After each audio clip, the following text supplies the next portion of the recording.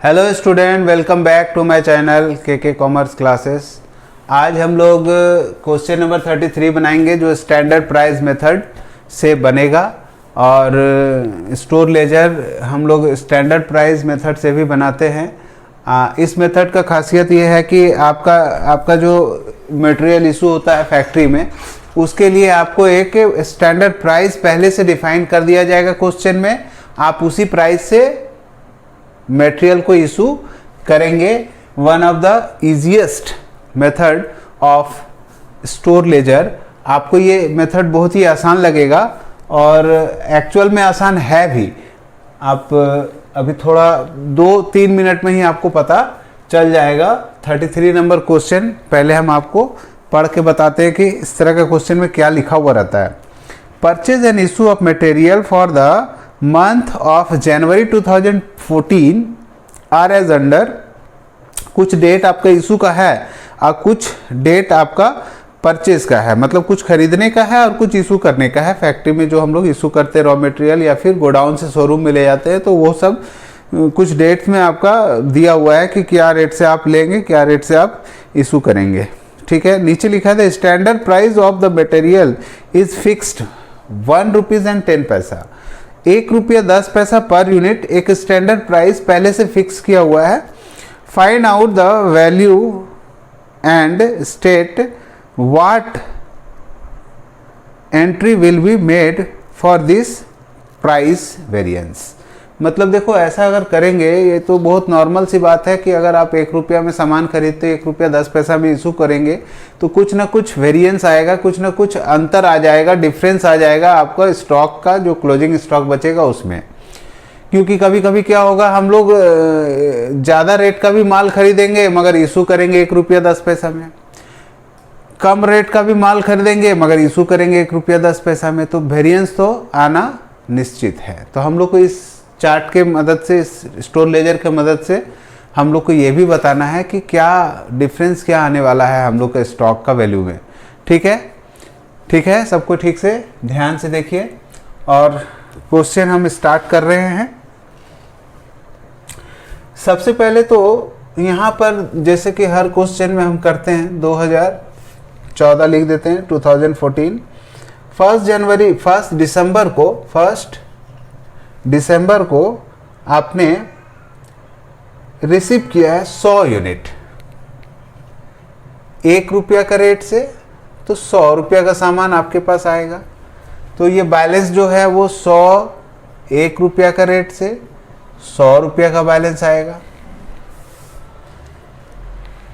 Second 8 दिसंबर को आपको जो एंट्री करना है, 8 दिसंबर को वो 100 यूनिट फिर से खरीदना है। बट अलग बात क्या होगा कि यहाँ 1 रुपया 10 पैसा के रेट से सामान खरीदना है, तो आपका जो स्टॉक होगा 110 रुपया का हो जाएगा। और बैलेंस में क्या करना है आपको, फिर से जोड़ के लिख दीजिए, पहले से 100 और अभी 100, कितना होगा 200।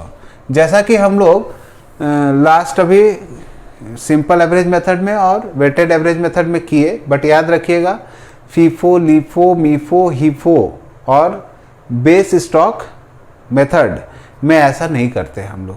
ठीक है, जो जोड़ के 200 हो जाता है और यहाँ रेट नहीं लिखते हम, अभी पहले वैल्यू को जोड़ के लिखते हैं, पहले का 100 और अभी का 110, तो टोटल कितना हो जाएगा 210 रुपया का आपका वैल्यू आ जाएगा। इस मेथड में इस लाइन का भी यूज़ हम लोग नहीं करेंगे, क्योंकि आप जान रहे हैं यहाँ पर जो स्टॉक है 1 रुपया का है, फिर 1 रुपया 10 पैसा का है, तो एवरेज तो करना नहीं है हमको सिर्फ वैल्यू दिखा रहे हैं कि 200 यूनिट माल है जो कितने का है, 210 का है। अब इसको बंद कर दें। 8 दिसंबर के बाद 12 दिसंबर को हम लोग क्या करेंगे, 12 दिसंबर को इशू करेंगे। तो 50 यूनिट इशू करना है।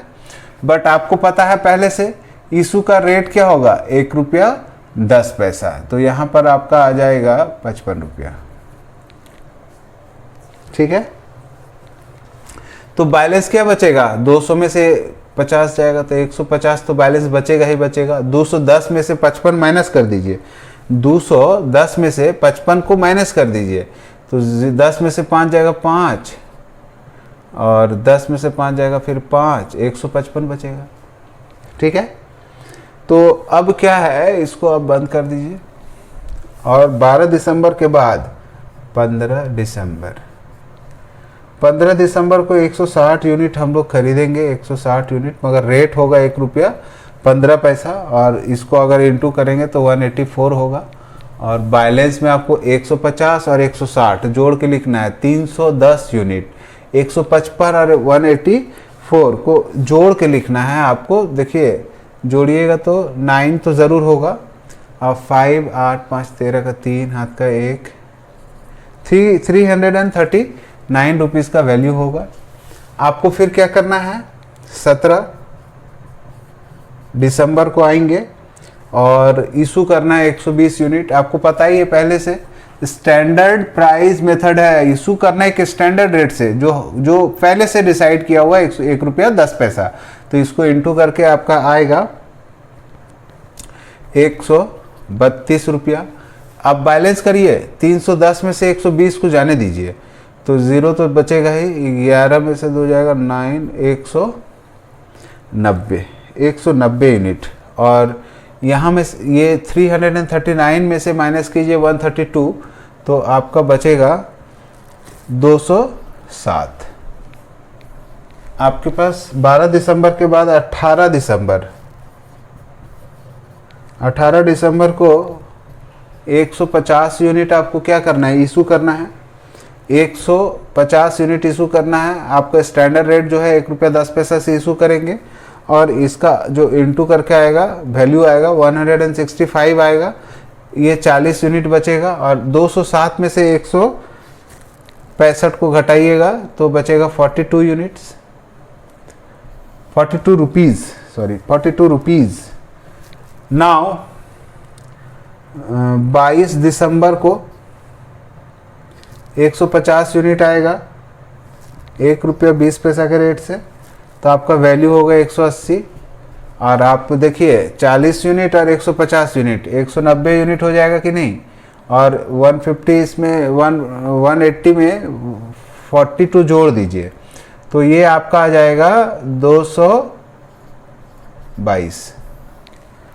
ठीक है, अब लास्ट एक डेट है 29 दिसंबर को हम लोगों ने इशू कर दिया 20 यूनिट, 1 रुपया 10 पैसा फिर से करेंगे तो ये आपका आ जाएगा लगभग 22 रुपया। 190 में 20 जाने दीजिए 170 आएगा, और 22 ऐसे चला जाएगा तो 200 यूनिट। यही आपका क्लोजिंग स्टॉक का वैल्यू है। ये परचेस को अगर जोड़ेंगे आप तो 4 तो आएगा ही आएगा, और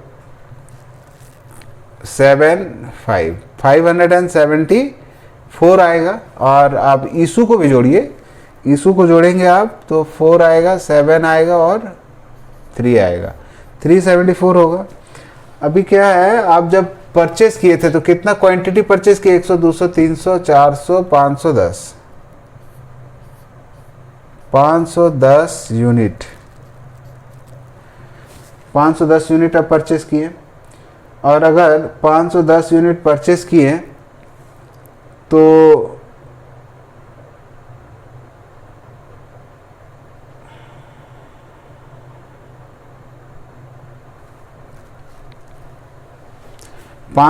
यूनिट आप परचेस किए, अगर 510 unit at the rate of ₹1.10 में आप खरीदते तो क्या आपका प्राइस क्या आता, 500 तो ये आपका आ जाता 561।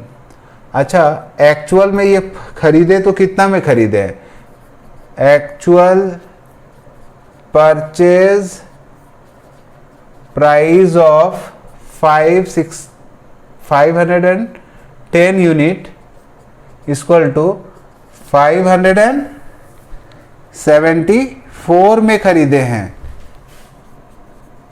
अच्छा, इशू कितना में किए हैं आप, इशू तो हम लोग किए 374 में, मगर खरीदे थे कितना में, 574 माइनस 561 को माइनस कीजिए तो आपका जो डिफरेंस आएगा वो आएगा लगभग 13 रुपया का जिसको हम लोग मटेरियल प्राइस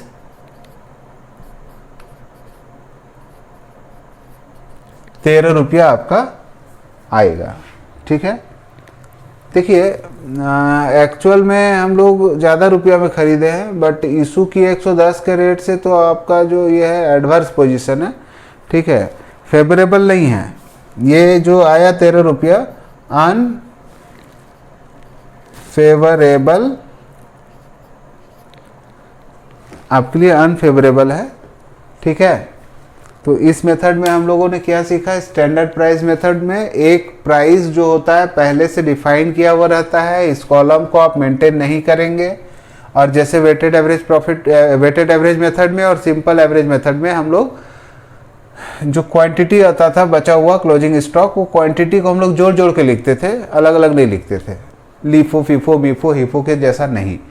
ठीक है, और लास्ट में आपको एक वेरिएंस निकालना है कि आपका जो एक्चुअल हम लोग जो परचेस किए, एक्चुअल परचेस किए 574 रुपीज़ में टोटल परचेस, और यही 510 यूनिट को अगर हम इशू कर देते हैं 110 रुपया, ₹1.10 के रेट से, तो आपका जो डिफरेंस खरीदे, देखो खरीदे कितना में आप 574 में खरीदते हैं और इशू कितना में कर देते हैं 561 में, कम में करते हैं, ₹13 कम में ही आप इशू कर देते हैं, जबकि खरीदा हुआ है ज़्यादा रेट में। देखो यहाँ ₹1.15 में खरीदा गया, ₹1.10 में खरीदा गया, और ₹1.20 का भी माल हम लोग खरीदे हैं, मगर जब इशू कर रहे हैं तो हर बार ₹1.10 में कर रहे हैं। तो इसके कारण हम लोग देख रहे हैं यहाँ पर कि एक्चुअल जो परचेज हुआ है वो 574 रुपीज़ का इन्वेस्टमेंट हुआ है हम लोग का स्टॉक में, बट जब इशू करते हैं हम लोग फैक्ट्री में वही सामान को, तो 561 रुपया में ही इशू कर देते हैं, जिसके कारण हम लोग को ₹13 का नुकसान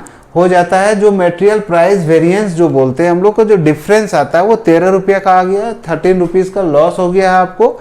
यहाँ पर स्टॉक कम रेट का गया है और सामान जो आया था ज़्यादा रेट का था। इसके कारण ये जो आपका जो इशू हुआ है ये आपके फेवर में नहीं है। आपके फेवर में रहता तो क्या होता, आपका ये परचेज प्राइस कम रहता, इशू प्राइस ज़्यादा रहता, तो मटेरियल का जो कॉस्ट ज़्यादा होने के कारण फिनिश गुड का कॉस्ट ज़्यादा होता, आपको मार्केट से ज़्यादा पैसा मिलता। तो ऐसा तो होगा नहीं।